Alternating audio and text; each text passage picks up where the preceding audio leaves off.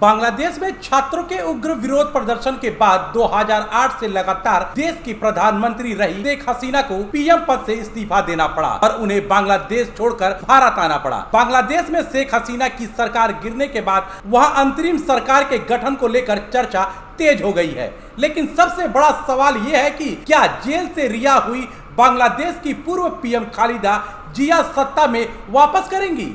हालांकि खालिदा के लिए बांग्लादेश की प्रधानमंत्री बनना इतना आसान नहीं होने वाला है, क्योंकि उनके खिलाफ मैदान में कई और भी उम्मीदवार हैं। खालिदा जिया के अलावा मोहम्मद यूनिस, नाहिद इस्लाम की भी नजर बांग्लादेश की गद्दी पर है।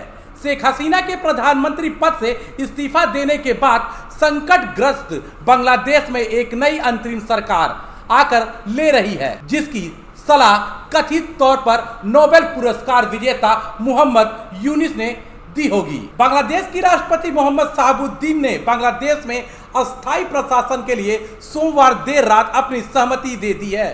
बीते दिन उनके आवास पर एक बैठक हुई, जिसमें देश की सेना, नौसेना और वायुसेना के प्रमुखों के साथ राजनीतिक दल के नेता और नागरिक समाज सदस्य शामिल हुए।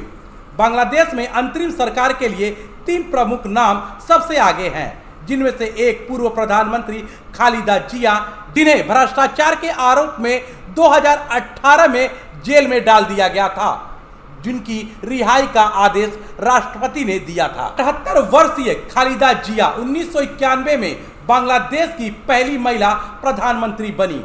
उन्होंने 1996 का भी चुनाव जीता था, लेकिन कई विपक्षी पार्टियों ने उस इलेक्शन को अनुचित बताकर चुनाव का बहिष्कार किया। दूसरी बार खालिदा जिया सिर्फ 12 दिन ही प्रधानमंत्री रही थी। 5 बार वो वापस सरकार में आई, लेकिन साल 2007 में उन्हें भ्रष्टाचार के आरोप में गिरफ्तार कर लिया गया। बांग्लादेश में अंतरिम सरकार के लिए जिन दो बड़े नामों पर चर्चा चल रही है, उनमें से नोबेल प्राइज यूनिस और स्टूडेंट लीडर नाहिद इस्लाम का नाम है। यूनिस को बांग्लादेश में सामुदायिक विकास की दिशा में काम करने वाले एक माइक्रो फाइनेंस संगठन ग्रामीण बैंक की स्थापना के लिए 2006 में नोबेल शांति पुरस्कार से नवाजा गया था।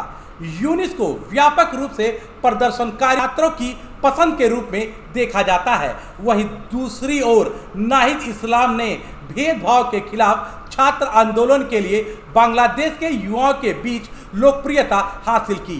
बीती रात इस्लाम ने दावा किया है कि अंतरिम सरकार रूपरेखा 24 घंटे के भीतर सामने आ जाएगी। नाहिद हमेशा ही शेख हसीना की पार्टी के खिलाफ बोलते रहे हैं और पूर्व पीएम को आतंकवादी तक कह दिया था।